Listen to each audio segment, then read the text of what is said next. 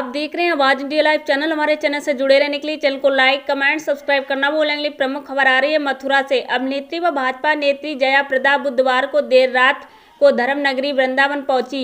यहां उन्होंने ठाकुर बांके बिहारी जी एवं अटल्ला चुंगी स्थित श्री बालाजी देवस्थान में हनुमान जी के दर्शन व पूजा अर्चना कर देश में अमन चैन व सुख समृद्धि की कामना की। इस दौरान पत्रकारों से रूबरू हुई सिने अभिनेत्री व भाजपा नेत्री जया प्रदा सर्वप्रथम ब्रजवासियों को होली की शुभकामना दी। वह 2024 में उनके द्वारा मथुरा से सांसद का चुनाव लड़े जाने की इच्छा के प्रश्न पर उन्होंने कहा कि इसका निर्णय तो पार्टी के शीर्ष नेताओं का ही रहेगा। आजम खां के प्रश्न पर उन्होंने कहा कि आजम खां का खेल तो खत्म हो चुका है, इसके लिए वो अदालत को भी धन्यवाद देती हैं। सही निर्णय यह है कि कहा कि आजम को जो सजा मिलनी चाहिए थी वह मिल चुकी है, साथ ही यह सजा सीख भी है। राजनीति में एक दूसरे का सम्मान करना चाहिए। देखिए एक रिपोर्ट अरविंद कुमार श्रीवास्तव के साथ।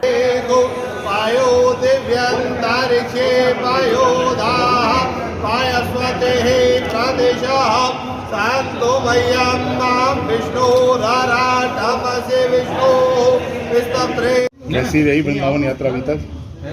बहुत सुंदर।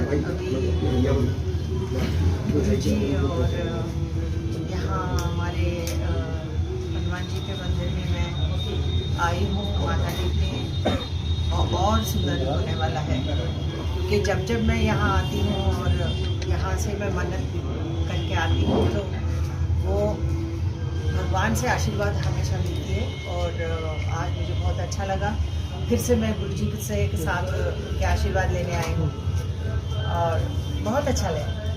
गाड़ी नीचे हम लोगों के लिए जीवन में रंग से रंगा हुआ है और इस देश में हमेशा इस पर्व को खूब मनाते हैं। खास तौर हम ब्रज भूमि में हैं तो ब्रजवासियों के लिए मेरा ये शुभकामना है और हमारे जीवन का एक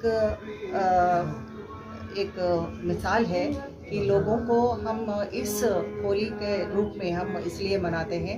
इसमें स्नेह है और जो भी हमारे आपस में भेदभाव हो और सबको भूलकर हम आनंद से हम एक दूसरे का प्यार करते हुए स्नेह रूप से हम लोग ये होली मनाते हैं।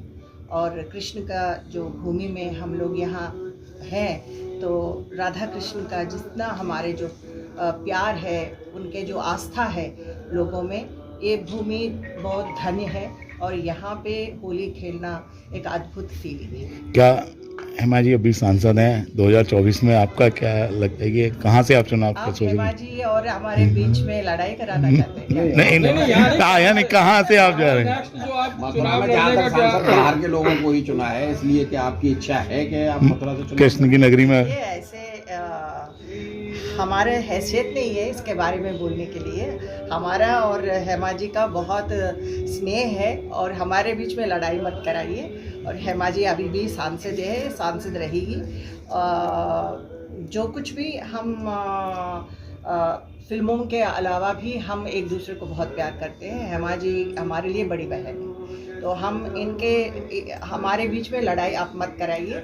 और आगे का जो चुनाव है, मुझे रामपुर से लोगों ने मुझे परिचय दिया है और आगे अगर मुझे कहीं पे भी अगर लड़ना हो तो वो शीर्ष नेता लोग पार्टी में बीजेपी के हैं तो उनका निर्णय पर आधारित है। रामपुर की आपने बात की आजम खां को लेकर और उनको लेकर क्या कहेंगे? मैंने कह दिया कि मैं धन्यवाद कहना चाहती हूँ बीजेपी को। इसलिए मैं यहाँ इसलिए हूँ कि इस पार्टी में कि महिलाओं को रक्षा करना, महिलाओं का उनके बारे में उनके लिए सम्मान करना बीजेपी में बहुत हमारे लिए हुआ है। क्योंकि मैं सोचती थी कि समाजवादी पार्टी में जब थी तो उस समय पे मैं अकेले एहसास करती थी, मुझे कोई रक्षा करने वाला नहीं होता था। लेकिन आज़म का खेल ख़त्म, तो आज़म अभी वोट देने के लिए भी या वोट डालने के लिए भी उनका हक नहीं रहा। मैं आदरणीय अदालत को भी मैं धन्यवाद कहना चाहती हूँ कि सही समय पे उन्होंने इस तरह का जो आदेश मिला है और आज़म को जो सज़ा मिलना चाहिए वो तो मिल चुकी है, बट एक सीख है लोगों को, अगर राजनीति में भी एक दूसरे को सम्मान करना चाहिए। अगर आप हेट स्पीच देंगे या दूसरों को दूषित करेंगे या दूसरों के बारे में गलत टिप्पणी करेंगे तो जैसे आज़म को हुआ है वैसे सबको। आप सपा से खुद रही हैं, नेता सांसद रही हैं, लेकिन अब वर्तमान में सपा के कुछ नेता रामचरितमानस को फाड़ रहे हैं और आप आज हनुमान जी के दरबार में हैं, तो क्या कहेंगे? है ना, मैं भारत देश में भारत की बेटी मानकर मुझे गर्व एहसास होती है। तो रामचरितमानस को ये हमारे भारत देश में हम सनातन धर्म को मानते हैं और ये राम जन्मभूमि है, तो राम हमारा भगवान है, तो उनके लिए कदर करना, उनके ऊपर आस्था रखना हमारा प्रथम कर्तव्य है। मैडम, आप गृहस्थी हैं कि भाजपा जब चुनाव आते हैं तो महंगाई घटा देती है, वैसे महंगाई रोकने में नाकाम है।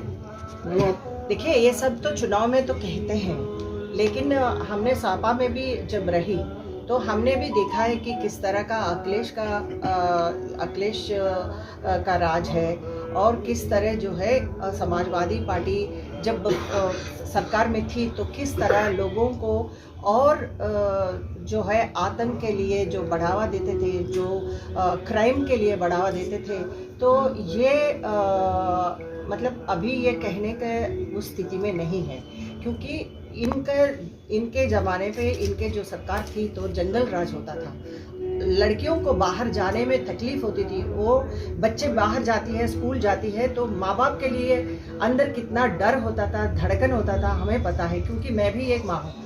लेकिन आज एक राम राज हमारे भारत देश में हम एक स्थिर रखने के लिए, हम लोग महिलाओं को सम्मान देने के लिए पूरी कोशिश है। और धन्यवाद कहना चाहती हूँ मैं आदरणीय मोदी जी को और अपने जो योगी जी को भी, क्योंकि उन्होंने इस स्थिति जो भारत देश में हम लोगों को सर उठा के आज G20 हमारे भारत देश में मनाने के लिए यहाँ पे G20 को यहाँ पे ला रहे हैं, ये बहुत गर्व की बात है। आपने क्राइम की बात की है, आपने क्राइम की बात की है, प्रयागराज में शूट आउट अभी करवाएंगे, क्या कहेंगे इस पर? देखिए, जो दोषी है उसको सज़ा पाना चाहिए और उसे वहाँ पे जो कुछ भी प्रक्रिया होना है कानून के तरफ से और पुलिस के तरफ से वो कार्य हो रहा है। तो किसी को छोड़ने